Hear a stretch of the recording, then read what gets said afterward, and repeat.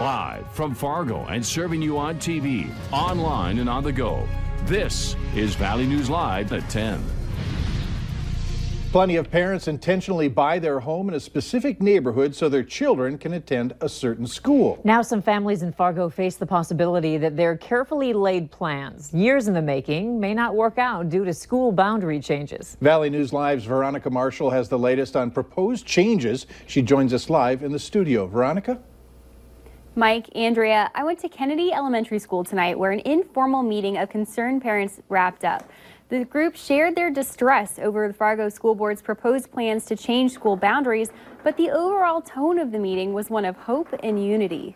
The Fargo School Board says it's considering 10 different school boundary changes to relieve the future overcrowding at Davies High School and Discovery Middle School. In response, a large crowd of parents came out tonight to create a plan to keep their kids together. Ultimately, the group says it would like the district to build more schools to keep up with growth, an idea that the superintendent has previously rejected. The parent group says it plans to stay organized, united, and consistent, to have their voices heard, and to stop the board from considering boundary line changes. The group also says there's strength in numbers, and parents plan to attend next week's school board meeting as well. They'll also keep pressure on the school board in other ways, like through an email campaign. In response to parents' concerns, School Board President Jim Johnson says first and foremost, there is no plan at the moment to move any boundary lines in South Fargo. He adds the discussion was necessary so that the board can create plans before there's an overcrowding problem.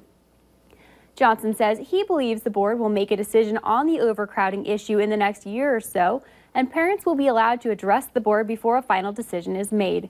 You can read his full statement on our website, valleynewslive.com. Mike? All right, thanks, Veronica. We also spoke to Fargo Public School Superintendent Dr. Jeff Schatz about boundary changes. This was back in January. At that time, Dr. Schatz said when you have a growing school district, changes are inevitable, but the district will do its best to minimize its impact on families. We're going to have to wait until at least tomorrow to find out the name of a man whose body was discovered under a truck late this afternoon. Police are notifying family members. The body was found under a parked dump truck at the 1900 block of First Avenue South in Fargo. Investigators say no foul play is suspected, and it does not appear the truck was related to the death. An autopsy will be performed later this week. There's more below average days ahead of us, and Hutch is also talking about the chances for snow. Is it still looking like the flakes will fly tomorrow, Hutch? It does, and many of us will see a few flakes as we go through the day tomorrow, but for tonight, very quiet, and the clear skies are allowing temperatures to really bottom out quickly. That wind chill advisory has been expanded to include the southern portion of North Dakota as well. So all of our viewing area, with the exception of northeast South Dakota. Wind chill advisory overnight for temperatures of the air that will drop to between 10 and 20 below by daybreak. Wind chills between 25 and 35 below will be likely, even though wind should be quieting down during the overnight. Now, our snow chances begin by the time we hit the afternoon. All details on where they're coming from, how long they stay, and how much you can expect as we go through a flaky Tuesday. All right, thanks, Hutch. You bet. And make sure you have the Valley News Live Storm Team weather app so you can keep up with weather anytime, anywhere. You'll get the latest forecasts and conditions so you can plan your day. Just search VNL Weather in the App Store. Download it for free. Police around the country are warning people about a child pornography video that's been circulating on social media. Many users on Facebook have reported seeing a video showing a young girl and a man performing a sexual act. Valley News Team's Joseph Ojo spoke to people in our community today about their reaction and has our story. Disturbing. That is how many of the people we talked to at the mall today will describe it. I would feel really disgusted and why people would think that's all right to post videos and make videos like that. And I don't know, I wouldn't like seeing it at all. Fargo police posted to their Facebook page about an illicit video involving a young girl and a man that went viral. Law enforcement officials also urging people to take precaution when coming across the video and to do their best to report the video. Ricky Dadair of Valley City says, the fact that child pornography could go viral on Facebook is mind-blowing.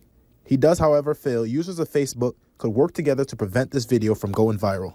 You want to tag it and report it on Facebook, but then you'd also want to report it to the cops, especially if it's somebody you don't know, find out where the video's from and let those cops in that area know. With the sharing of videos on social media as the norm, Law enforcement officials do point out that sharing the video, even to alert them, is considered illegal. You don't want to share anything like that, or even like some of the fighting videos you see out there. It's not something you want to share because you're going to get in trouble. I mean, you are promoting it by sharing. As for the moment, Fargo police hasn't released any reports of the illicit video being from our area. And if you do come across this video, it is important that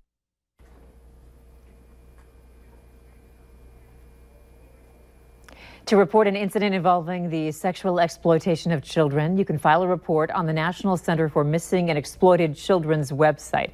Your report will be forwarded to a law enforcement agency for investigation and action.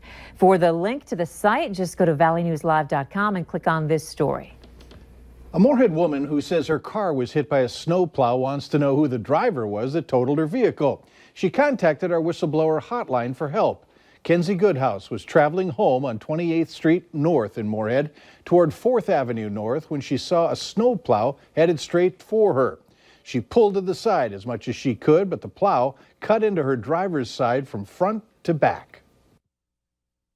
The lights were bright, you know, they had the brights on, so I couldn't even see. I just know what kind of lights there, and then when it came up close on the side of how the shovel looked. We checked with city, county, and state snow operations. They all told us that their plows were not out at the time of the hit and run, which occurred around midnight Sunday morning. Police told us they're doing what they can to find out who hit Goodhouse. And if you need help uncovering fraud or corruption in your community, here's some advice. Call our whistleblower hotline. The phone number's on your screen, 701-237-6576. Call that number and leave your tip. A member of our investigative team will get on the case and go to work to expose the truth. Many people were out celebrating the winter season tonight with their friends and family at S'mores and More on Ice. They enjoyed snacks and music, but the icing on the cake, they could warm up next to the bonfire and make themselves a s'more. Families can come out, they can make s'mores, they can drink some hot chocolate. I think it's a really cool thing to be able to do on a Monday night. Come out, make s'mores. How often can you do that when it's not the lake season? If you missed out tonight, no worries. The Fargo Park District says it hopes to do this event again in the future. Eli Manning and Odell Beckham Jr. didn't play in last night's Super Bowl, but they may have scored big among people watching commercials. The story later on Valley News Live at 10. Up next, a different approach when it comes to dealing with addicts.